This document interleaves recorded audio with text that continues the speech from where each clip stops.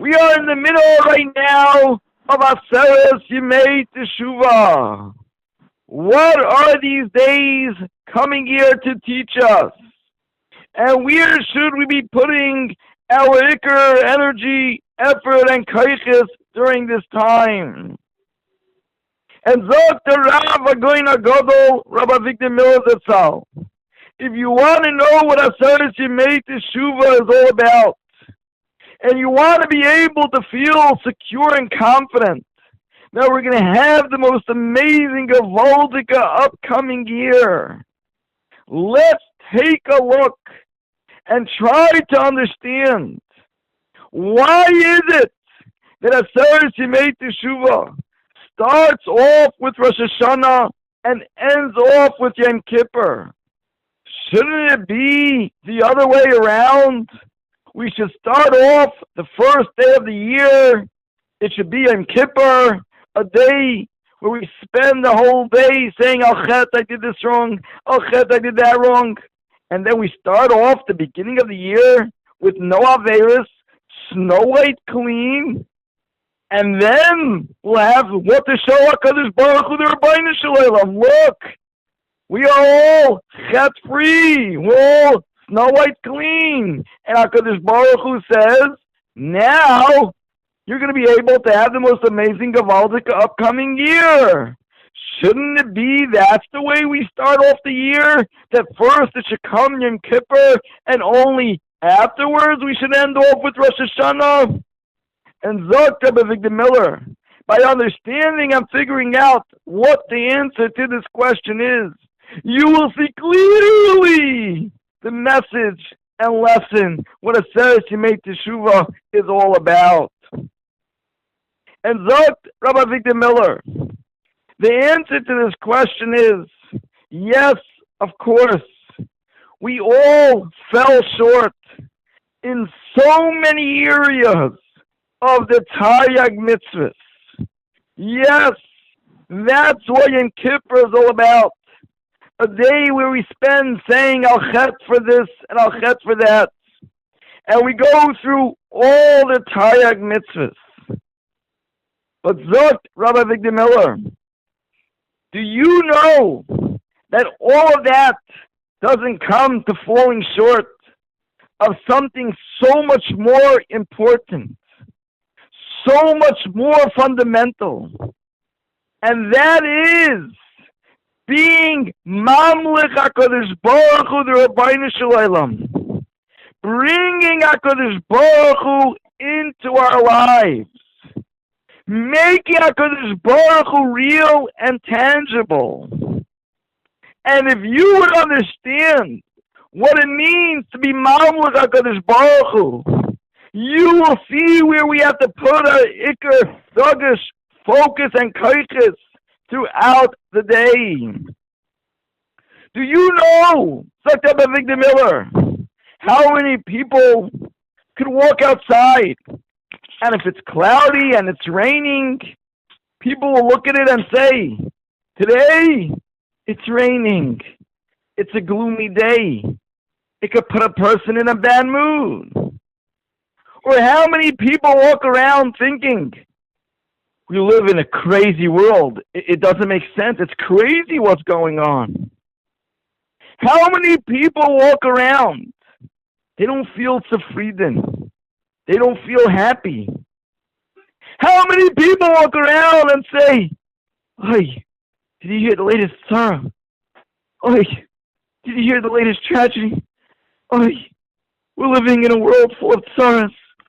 Oy, it's so hard, it's so schwer. Look what's going on in this world." Do you know how many people talk this language?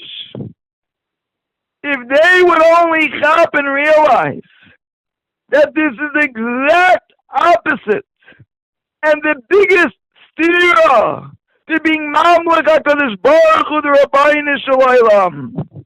Because the translation of being Mamlech HaKadosh Baruch Hu is to stop and realize, who is the King of the world?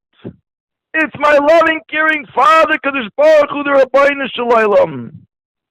And why did my my loving, caring Father, HaKadosh Baruch Hu, the Rabbi Hashem, create this world? What's the purpose of Olam Hazeh?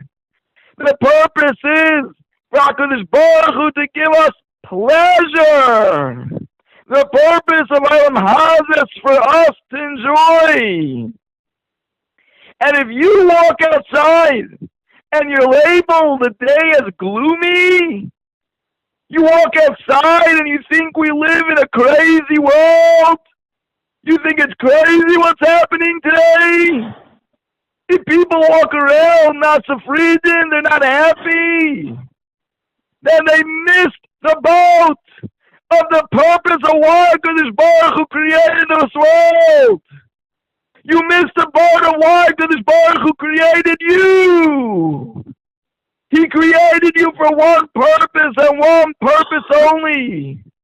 To be able to open your eyes and say, wow, we live in such a delicious, yummy, scrumptious world. A world full of love. A world full of bracha. A world full of chesed. A world full of rachamim. A world that's orchestrated by my HaKadosh Baruch Hu, the Rabbi Shalom, so perfectly, so gewaldig, so amazing, from start to finish and everything in between. A world that HaKadosh Baruch Hu's oozing with love, oozing with bracha, oozing with chesed and rachamim. That's what this world is all about. And therefore we start the first day of the year with Rosh Hashanah by getting up and getting excited over that our loving, caring Father, HaKadosh Baruch Hu, the Rabbi Shalom, is the King of the world. And He's running the most amazing, gewaldige world.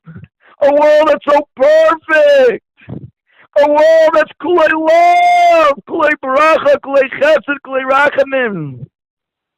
A world when you wake up, you should only feel and associate everything that's going on with positive feelings and positive emotions. And Dr. Ramchal, he writes in Eitzes Ramchal and Josh Bin Kivoy, this is the greatest tshuva, more than any other alchetz that you're going to be busy doing the whole Yom Kippur. The olive base that we have to work on is realizing what a gewaldige world we live in. What an amazing world we live in. A world that HaKadosh Baruch Hu made for us to have pleasure. A world that HaKadosh Baruch Hu made us for us to have enjoyment. That's the olive base, like the Ramchal of Tshuva. That's more important than doing Tshuva on all the Taryag mitzvahs. And Dr. Ramchal, do you know that when you do tshuva, in living with HaKadosh Baruch Hu, and living with the Rabbi Shalom and make HaKadosh Baruch Hu more real, it's like living in a mikvah. You become totally pure. That itself makes you snow white clean, like the Gemara in Shabbos Peites Amabei says. Living with HaKadosh Baruch Hu and living with the Rabbi Shalom is the greatest form of tshuva. It's the biggest form of tshuva. It makes you neshama snow white clean. A very, very chashuv man said, before he was living the Yesaitis of Emunah bitachon, he used to be very busy doing chumras and all different other taryag mitzvahs, and being medactic here and being medactic there. And he was busy putting his koiches in chumras in the taryag mitzvahs. But he never really had any relationship with HaKadosh Baruch Hu, the Rabbi Shalom. He was so busy thinking about the mitzvahs, he wasn't even thinking about Hashem. But ever since he's been living the Yesaitis of what it means to live with Emunah and bitachon, now he puts all his chumras and doggedness and focus in feeling loved, in feeling cared for, in feeling watched, and feeling protected. Now he puts all his chumras in having a relationship with Hashem. He said he never steiged and grew so much before. He was never so happy in his life. He never saw so much siyata d'shmaya. How do we understand such a story? And with this perspective, we're going to be living a life of emunah and bitachon.